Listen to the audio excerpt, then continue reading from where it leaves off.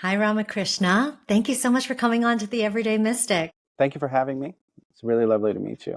It's so wonderful to meet you too, and to meet your teachings through you, because I don't know much about it. And I know it's powerful and advanced, but a bit more esoteric and not as well known as some of the other Hindu or yogic teachings. So I'm really excited to learn about that through you and also learn about you and for the audience to get to know who you are and what led you to all this. So why don't we start there? What led you to you being Ramakrishna and where you are today? Okay, well, Ramakrishna was obviously a name given to me. I wasn't born with that name. Teacher, Guru, Sri Kaleshwar. And I met him in 1997 in America. But my spiritual life really started when I was 17, 16, 17 with my stepfather, Don Miguel Ruiz of the Four Agreements. He was my first spiritual teacher and brought me up for 10 years like that. And then with his blessing and kind of go get him, I went to India with Sri Kaleshwar and then spent 15 years there with him. And then after that, I returned back to the States. He trained people in the West to take that knowledge out to the world, basically. It's been in India since time immemorial, thousands and thousands and thousands of years. But the branch of knowledge, the knowledge that came to him and that really his life's mission to spread comes from these ancient palm leaf manuscripts. So it is highly esoteric because those are the keys to the kingdom, if you will. Whatever Jesus did, those yogas, those siddhis, Shirdi Baba, whatever, those masters that you can count on one hand, maybe two hands that we know about, those same channels, that information, it's not out. It's been protected precisely because they call them power channels, connecting to the energies and the forces of nature and unleashing that potential of our soul. This is the first time they've ever come out. They've been Wow. protected, and it was a huge deal to bring them out. Yeah. Wow. What an honor to be chosen for that. I'm excited to talk about that. And let's go back to 16-year-old you coming Yeah. into this new relationship as a stepson. Yeah. I just know from being a stepdaughter and Yeah. when you come into these new families that there could, and especially as a teenager, that there could Yeah. be some rebellion. Was there ever any of that for you? Like, oh, who is this guy and what is this? Or did you really fully No, I absorb guess I'm a it? kind of a mama's boy. I'm kind of the good boy. Maybe I'm stubborn or something. I'm not really rebellious that way.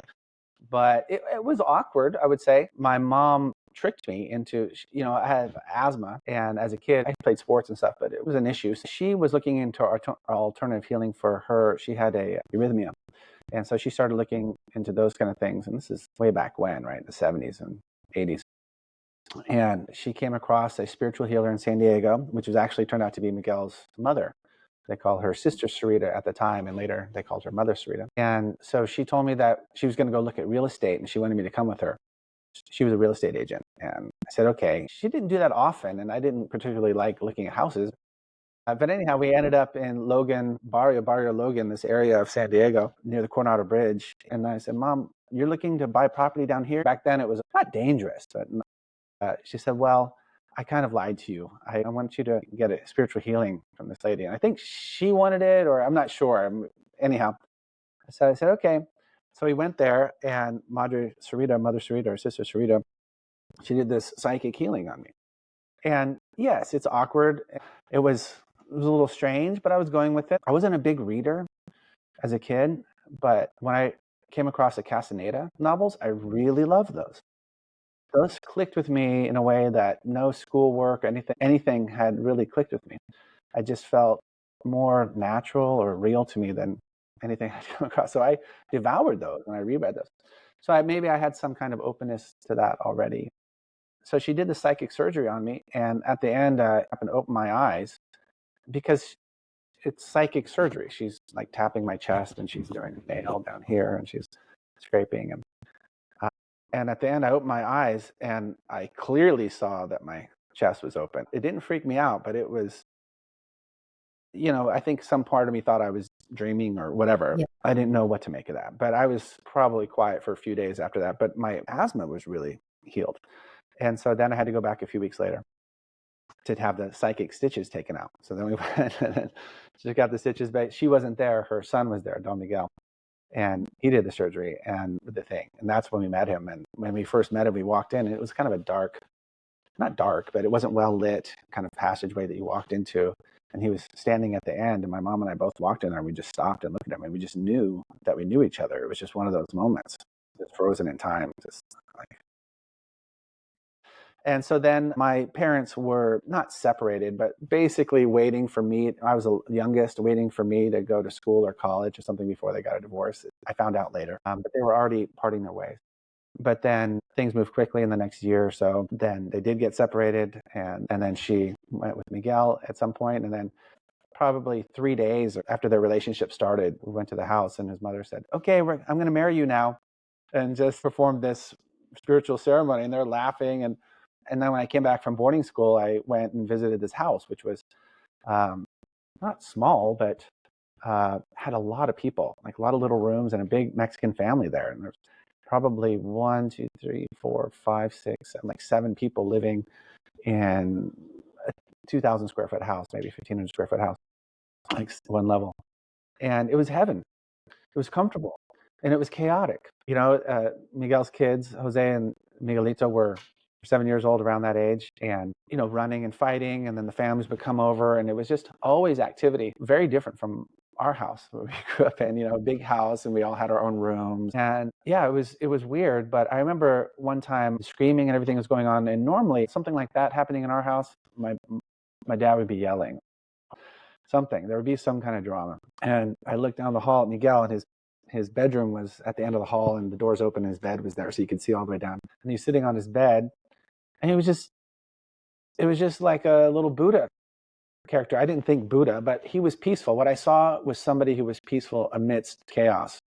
What I saw was like somebody happy, and I knew that was the first time I realized, oh, okay, I've had the wrong idea of how things can be, or they're supposed to be. I can be peaceful. I can be happy. That's a reality.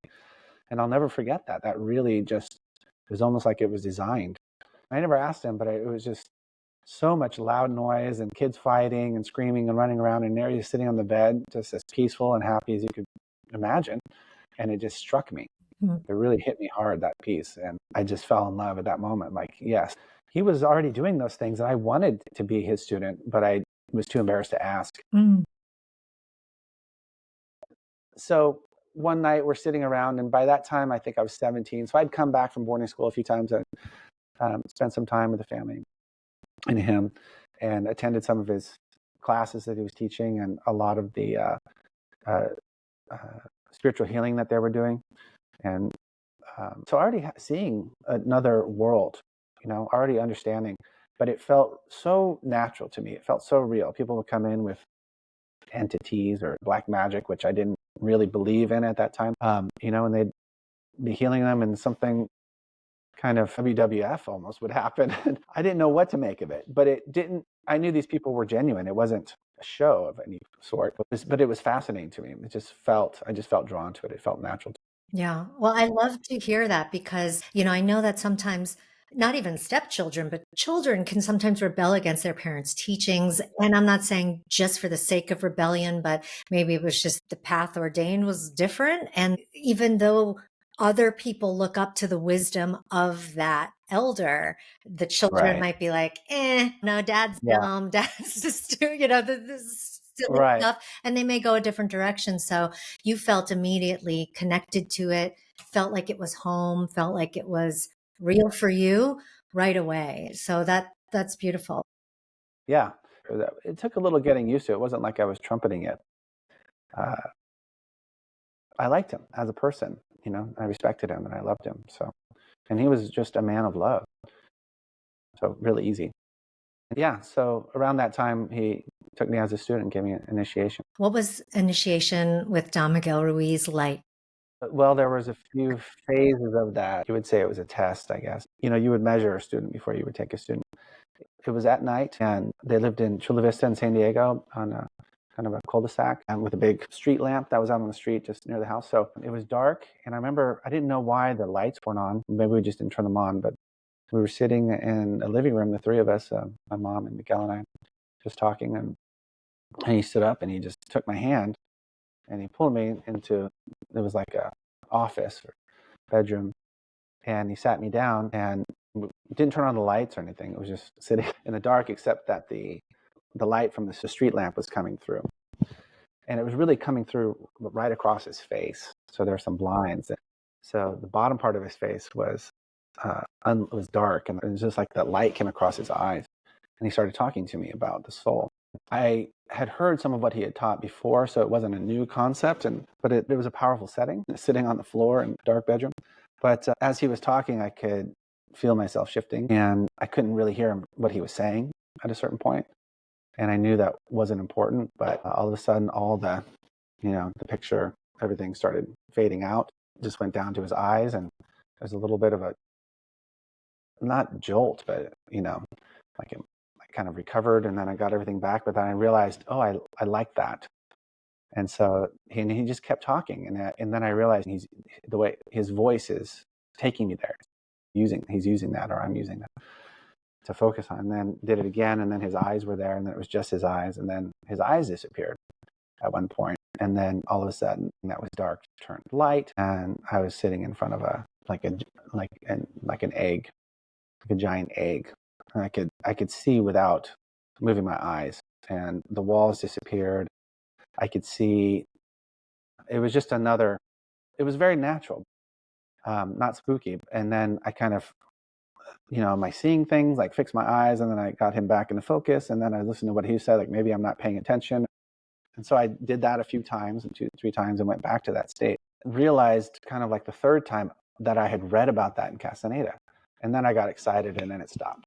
I was like, oh, this is, and then down back to normal, and then he stopped talking, and that was the end of that. And then we walked out, and then he told my mom. He didn't tell me. He said he's a natural something. It was very easy, and I think she understood what he was saying, but I didn't really know. Then a few weeks later, just in a surprise thing in a different place, he said, "I'm going to take you as my apprentice. Do you want that?" I said, "Yeah, I really do want that." And then he did a ceremony with me right there and then. And that was at my mom's apartment at that time. It was just create sacred space right there, and had me go take a shower and put on fresh clothes and sit down and made some agreements with me. And then he said, okay, I'll take you. When the work is inner work, really, then it's not, doesn't need to be in any sacred special place, does it? I mean, like you said, you're creating the sacredness, or that we are sacred.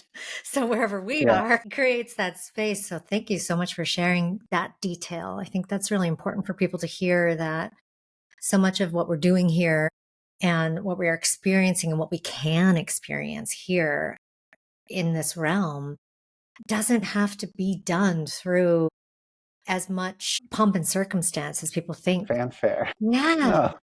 Yeah. It's so much simpler. We like a light show. We like a big fireworks, right? And if it's not that, we think, oh, it's not.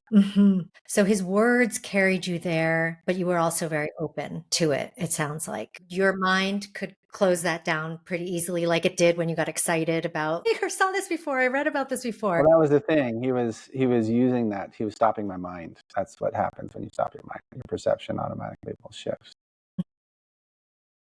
So that's a technique. Did you end up learning this technique as well? Yeah.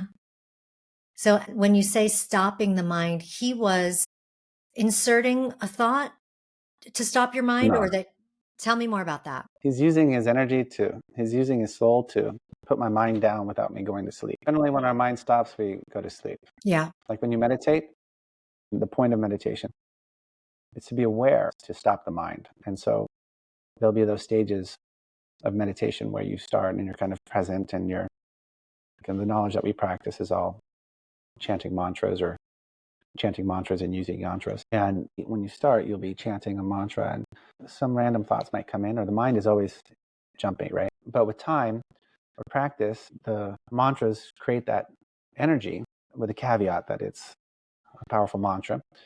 They're designed to access that energy, to bring you to that energy, to your soul, to connect to that energy, and to light up the soul. And when that happens, when the mind goes down, automatically the soul comes up.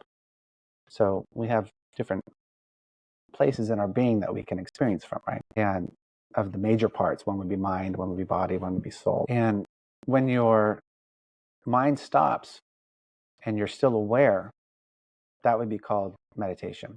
But also in meditation, you can go into trance, right? And trance is really that your mind is down. Like people talk about the importance of the Turiya state, the fourth state, the not dreaming, but that you're aware and present, but your mind is not active. And then you have a different experience of yourself. All of a sudden, you know, you're not that voice that's been talking, and yet you still exist. And yet there's a clarity and there's a consciousness there. So meditation really, maybe perhaps only through meditation, can bring you there in a way that you can do that for yourself. I agree. Meditation is vital to connecting in and tapping into that energy center, the center of self. And there's a lot of people these days that are using plant medicines, even breath work and breathwork practices, which not everybody necessarily would consider that a meditation. But it can be meditative. For sure, it's meditation. Yeah, there's a lot of techniques. Yeah. Yeah, absolutely. I think they're valid. My commentary on plant medicine and things like that is when you need that in order to reach certain things and you haven't really developed that ability for yourself, and then it's also not controlled or directed. That's really the beginning of deeper spirituality, is when you're aware inside of that, when you're in that state, when your mind is flat and your soul is up and you're experiencing from that place, then those experiences are qualitatively and quantitatively different. When you take drugs, you still have a lot of mind going on there. The mind's job, one part, is to make a story out of what you're experiencing. You can see images and things like that. Like God has no form, right? Energy really can take any form. So the mind will show you those images. But for you to be able to do that for yourself is a different thing. 100%. But cracking that open or having those experiences, absolutely. I just don't think it'll get you there. There's no spiritual master that's ever reached that point through that I know of. You know what I'm saying? Oh, yeah. Yeah, no, absolutely. I think it can be a catalyst for some if relied Yeah, upon. right. Just like Yeah, relying upon anything external is not yeah. going to truly get you there. Because it's really learning about how to operate your soul. The techniques that Sri Kaleshwar taught, the knowledge that's coming out of these books, is one book might be 4, 5, 6 different lifetimes of saints, just totally 80, 100 years, 100, 200 years living and just totally researching on that. It's all about how to operate the soul in one angle, how to bring a thing back to life, how to take the soul out of the body and put it into something else, how to, like Kundalini yoga, some energy is broken, how to refix it perfectly. And those are all soul operations. Those are God mechanisms that we can do, but you can only do it through the soul. And it doesn't preclude not taking drugs. It's not like that, but the drugs won't get you there. Yeah. So let's go back to this decision point for you after apprenticing with Miguel, but then deciding to take this other path. What was that like for you? Were you conflicted at all, or did that feel just completely natural? I mean, I was conflicted because I love Don Miguel. He's the man who taught me what real love is. It saved my life. It was like air to breathe. As just a regular, normal kid, 16-year-old with all the angst and insecurities, etc. And I still had a long way to go, but I had a model of real love, and I knew what that felt like and looked like. That was incredible, and that alone was life-changing. And then there was more to explore there. He was actually very esoteric when he started, but to reach a wider audience, to have more influence in the world, he started taking what he called the mythology out of it. And so then you had the 4 agreements. So I was still really interested in that. I didn't really have any other interests. I went and worked in the world and pretty good successful and could have gone that way. But at a certain point, I just realized I didn't want to do that with my life. And I wanted to go deeper. And so I was not conflicted about meeting Swami, not that, a little bit, but I took his permission. He said, no, absolutely. He's a Swami. He can do anything. Go. But before that, I was in a spiritual heartbreak of just like, I know there's something there. Any research, anything that I could do, that was before the internet, books. There was nothing that would say what it was or that it was possible or anything like that. I mean, it was really painful to have this feeling of, and experiences. I had a lot of experiences with Don Miguel. and yet no map or no thing how to get there, no one talking about it. Or if you read something, it was like you had to be born a special person. And maybe one or two or three of those were born in a century, someone wrote one time. And, when you don't know, this is the thing that you hear, you believe it, or I did. So it really kind of broke my heart. And then when I met Sri Kaleshwar, we had already been to India. This was 1997. Miguel and Guy and I had went to India in 1992 and had met different saints and seen miracles. I knew it's not, I'm sure there are some charlatans, but supernatural energy is a real thing. I think today more people are open to that and understand that. And so I wasn't looking for another teacher. Some guy, one of our students just came. There's this young saint who's doing these miracles like you can't believe. I'm all right. I had no interest whatsoever. And he literally over a 2 or 3 week period just came every few days. Like, you got to come see this guy. And I think he really wanted his teacher, Miguel, to meet this other spiritual master kind of thing. But anyhow, we ended up going. There's a movie opening up near the airport, and where he was staying, Sri Kaleshwar was down in Southeast LA. And so we thought, we can go to that new Cineplex or whatever it is and see this movie that's released today, because we like to do that. And that'll give us an excuse to just dodge out of there, go meet him. But when we walked on that property, it was like walking into one of those places that you go in the forest where all everything's, they tilt the furniture, because you just felt like, what is going on here? I mean, just stepping onto the curb. It was a small little house in Southeast Central. It was amazing. Went to the door didn't open. The time we're supposed to meet is now, kind of thing. The movie's starting in 40 minutes. And so I walked around the side, and there's a backyard, come on. We walked around, and I walked around the corner, and Swami was sitting there. I didn't know it was Swami. I didn't know who we were supposed to meet. But there was a young Indian boy. He looked very young. He looked like a boy sitting in a chair. And when I turned the corner and looked at him, I heard in my head, "Oh, there you are. I've been waiting a long time for you." And then I immediately thought, who's that?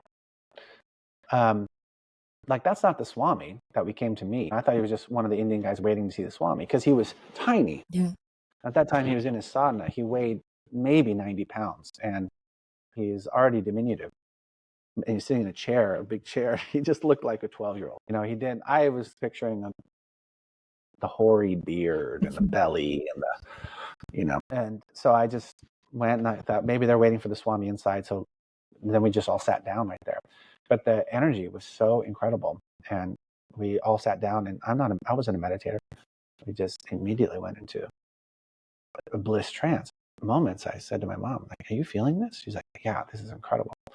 And I said, "I wonder, should I go inside and get the Swami?" She goes, "Oh no, that's him over there." I said, "That's him?" My mom is, in her own right, truly an unknown. She was a marvel. And I was like, "Oh, okay." And then I just leaned back, and then we're sitting against the wall, and he's talking to them in Telugu. At the time, I didn't know what it was. And he's probably 30 feet away, and it's a young couple, and they're sitting on the ground, and he's in the chair, and he's just talking to them. So I looked a few times, and then I just like, you know what? I'm just going to enjoy this. This is amazing. And then at a certain point, my eyes open, and I didn't really want to be open. I was out of it. I was drowsy in a beautiful way, feeling wonderful, blissful. But then I couldn't close my eyes. I just looked at him, and then after 2 seconds, he goes like this, and then he puts his hand out, and he goes like that, and some things fall out of his hand that I could barely see, really just because of the glint of the sun. Something glinted off, and then I saw a couple things dropped out. And then he went like this into the hands of the people there. And then he went like this, and then he went like that. And I watched this little thing, I didn't know what it was, just arc the entire way. And then it landed, my mom's eyes were still closed, and her hands were like this in her lap. And it landed in the palm, exactly in the palm, in the middle of her palm. I mean, I watched it land in her hand, and it didn't move. It didn't bounce. It just stuck there. And my main sport was baseball. But I mean, that is not possible. That is impossible.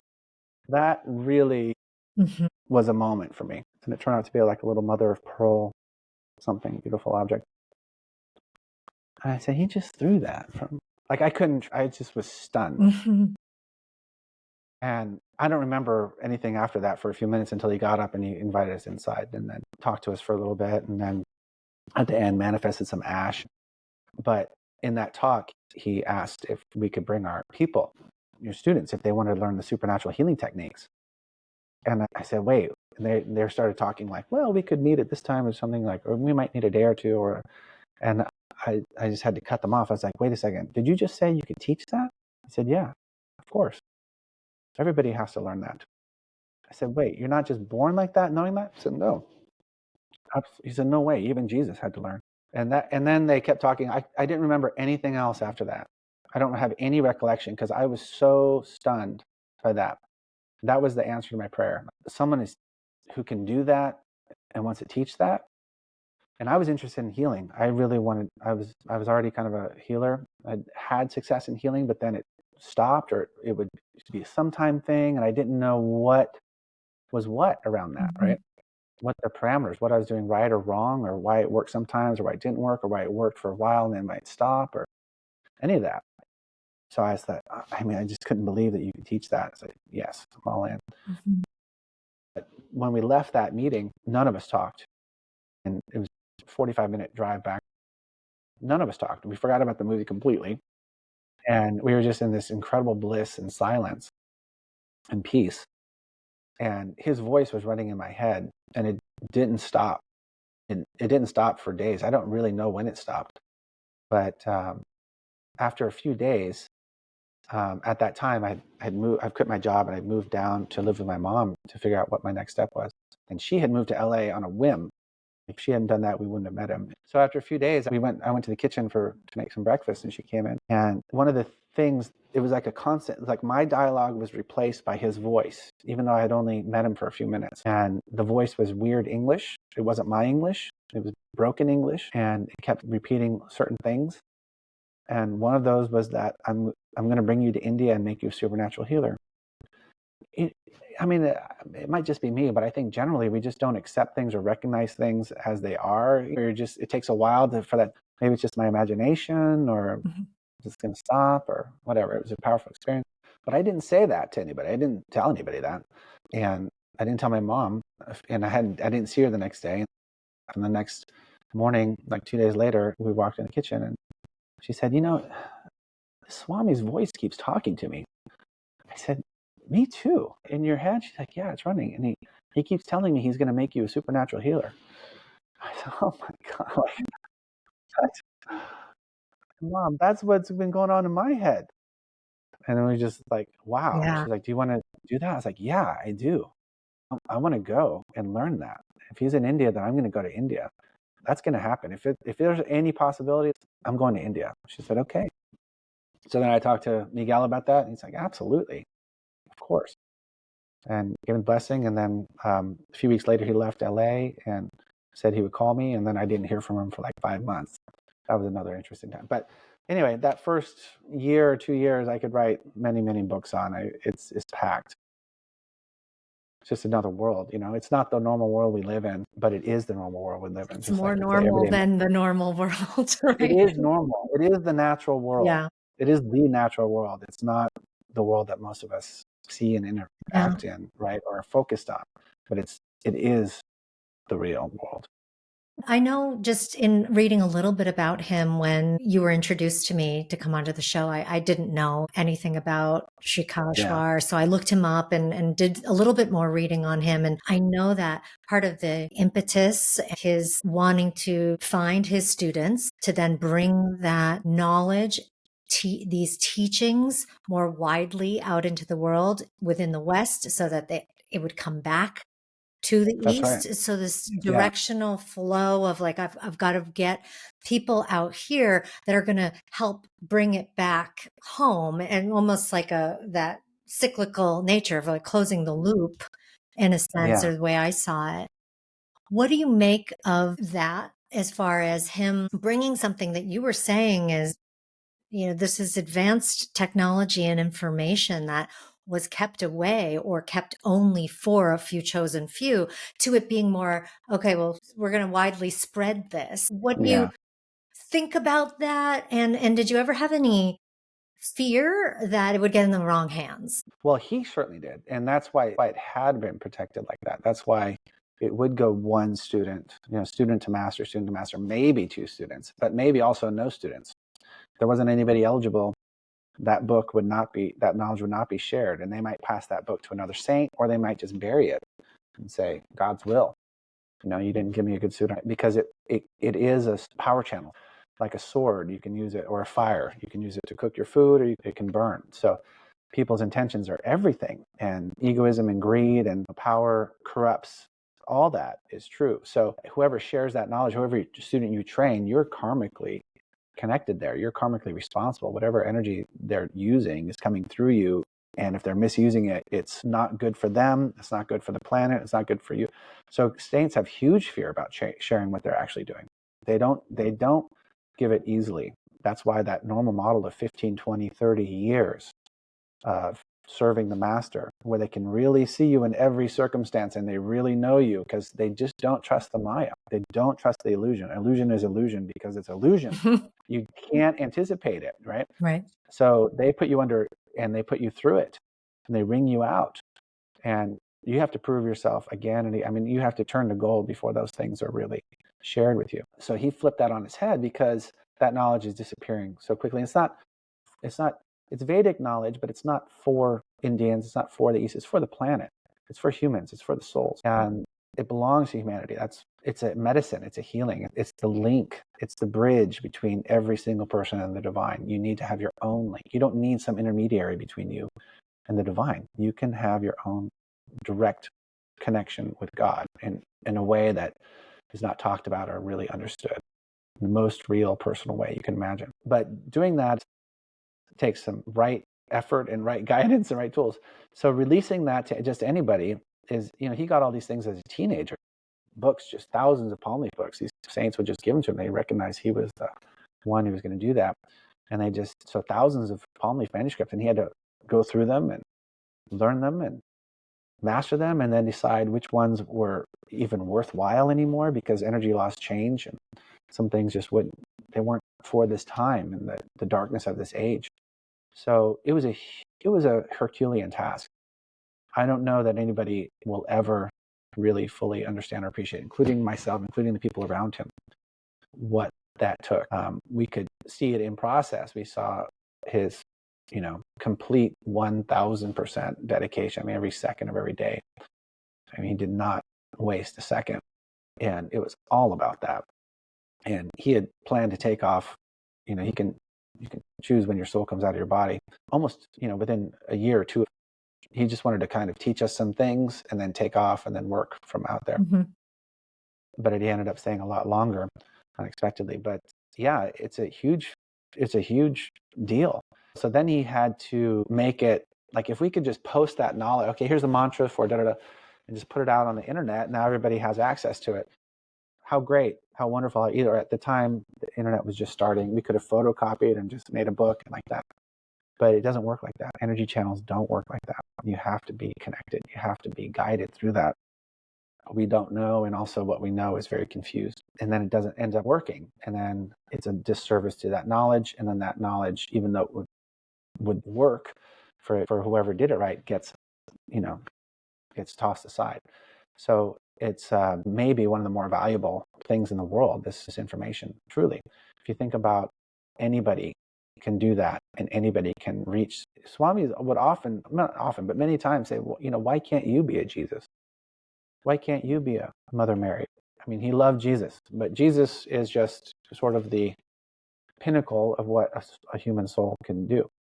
And there's a lot of what Yogananda would call yogi Christ. They reach close to that level, but Jesus was so far the best. And then there's Shirdi Baba, Adi Sankaracharya. They know all these, the categories of the soul, and reaching those posts, basically. But he would say, why can't you be like that? The first time I heard that, it's like, because I'm not Jesus. No, it's just totally out of the realm of possibility. And then you say it again, and you say it again. And then he really asks you, why can't you be like that? Well, we have our own understanding and beliefs about ourselves, and that's part of the problem. That's something that has to be washed out and changed. That's the hard work of spirituality, actually. Meditating and doing the processes, that's hard, but those are small things, 41 days or something like that. The majority of your time, the rest of your life, every day, moments of your life, the mysticism in every day. What are you connecting to? What are you thinking? How is your beliefs? What are you focusing on? What are you creating? What are you, standing for? Those come from your words. Those come from your thoughts. Those come from your actions. And it's not a sometime thing, right? That you meditate for an hour, 2 or 3 hours a night or in a day, and that's when you're holy. No, you have to handle the rest of that. Mm-hmm. So that's really, truly the hard work. And so he didn't have time to focus on that part. He would talk some statements about the mind and how that mind is the enemy and it's always with you and you have to deal with that. But you guys know the mentality of the West. I don't really know that. I know the mentality of the Indians. You have to go to your home countries. You have to handle that. I'm here to teach PhD, like the top level. That's what I have time for. And right now, that knowledge got stuck in India. It's been a living body of knowledge. It's still there. There are many souls there who know that, who can do those things, who can do Parakaya Pravesh, who can do Kundalini Yoga, who can do Jiva Prana, these amazing things for the soul. But the number of them is disappearing, and the knowledge, they're not passing it on.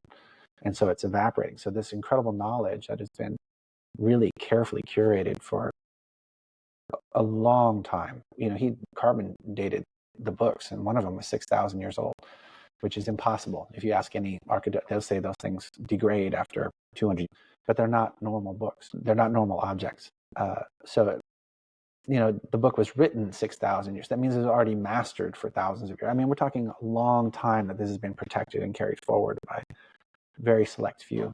So to release that in the world and have it get damaged or have it get misunderstood, the one commitment that he would constantly make people promise is, please just give it as you learned it. He would say, don't add your own masala. Don't add your own seasoning there. Don't add your own craziness there. Don't do that disservice to the knowledge. Just teach it as you received it, and it'll work for them. And so he trained a group of us really to do that, and a very small group, because if you could just put it out there and read it and follow it and it worked, that would be tremendous. But our own stuff gets in the way, our own belief system, our own think about what we think it is or how it should go or what it should look like or what we can do with it. We can change this. It just immediately dilutes it, and then it becomes ineffective. So you and your organization, Paramashiva, or I don't know if you'd call it an organization, I know it's a sanctuary, you do these teacher to student or guru to student teachings that way. So you haven't released this information widespread. It's come and learn with us. Is that the model?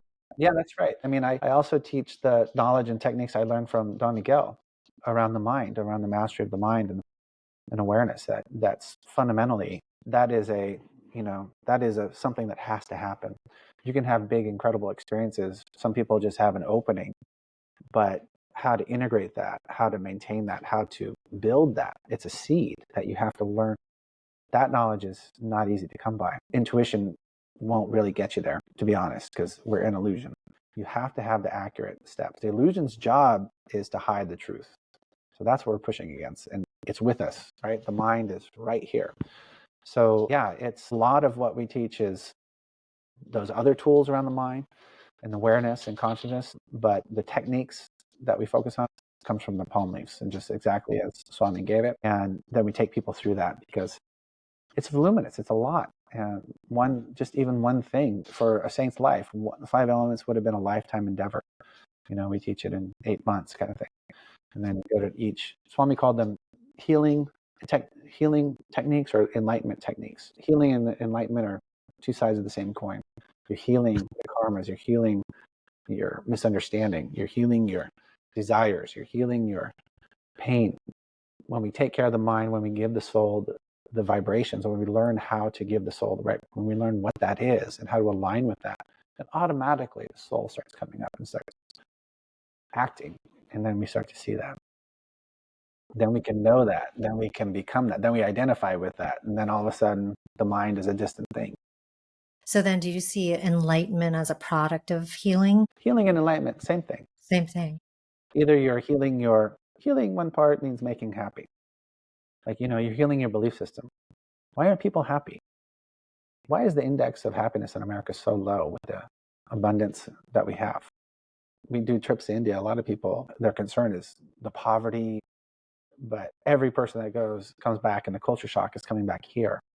actually. Those people are happy. Those people are engaged. There's community. There's love. There's upliftment. There's joy. You come back here, you don't know your neighbor. It's amazing. You live 20 feet from somebody and you never know them. We just in our separate bubbles. Yeah. And even though there might be incredible poverty, but their happiness, it's alive there. Not only India, of course. Sure. But as a comparison. Yeah. So do you think then that wealth accumulation or the focus on that here, and especially in the States, that's a deepening of the illusion, or that's pulling us further down the wrong path? Who cares? I mean, when we're talking about healing and enlightenment, your belief system has to be adjusted. If you're suffering and you don't know why, you have a sense of yourself, you have a sense of the world, you have some kind of thing inside, some structure that you're operating from that is not working. Because pain is usually a symptom that something is wrong there. Why can't you be peaceful? Why can't you be happy? Why can't you be silent? Why can't you be still? These don't sound like exciting things or whatever, but that's where the real juice is. You know, the bliss comes from that. It doesn't come from bungee jumping, that thrill, that peaky thing, or the depression, that up and down, up and down, up and down. If you go up, you're going to come down. It's just, that's how we live. We live in a very kind of that window of gratification. It's tiny and immediate, but also we don't know why there's something inside that's not fulfilled. And we don't know how to fulfill that. And other cultures do. So I don't think there's anything inherently wrong with money or the pursuit of wealth. But what are you doing with it? Are you using it because you want some power over other people? Or are you using your money to avoid certain, you can handle a lot of problems with money. You don't have to face it. But is that opening you up, or is it constricting you? Normally you'll get tighter and tighter, and you don't know why. It's the meaning we put on it, isn't it? And that's true of everything. Yeah. It's the meaning that we give it, or that we have come to learn of it, versus what meaning we can actually bestow on it and say, I'm following this inner truth. I'm following my inner guidance. I'm following my soul. And that soul then creating meaning around the money making and the money using and all of that. So different than your mind or your ego making the decision about what to do with that money. Yeah. Following the soul is not linear. It's not linear. We're used to things making sense to us and lining it up like that. But just because you're not following linear doesn't mean you're following the soul either. It's not a joke. The illusion is perfect. It's designed. You can't fail upwards in spirituality. It's such an absolute joy having these conversations and connecting you with everyday mystics from around the world. If you've been enjoying the conversation, now's your chance to join our free membership at the Everyday Mystic for full access to all we have to offer. From part 2 of this conversation to advanced teachings, channel transmissions, and a collection of resources and sacred offerings, you're invited to go deeper on your mystical path with us. Just go to theeverydaymistic.org/join for more information and to sign up. Thanks for tuning in, beautiful soul. Sending you so much love.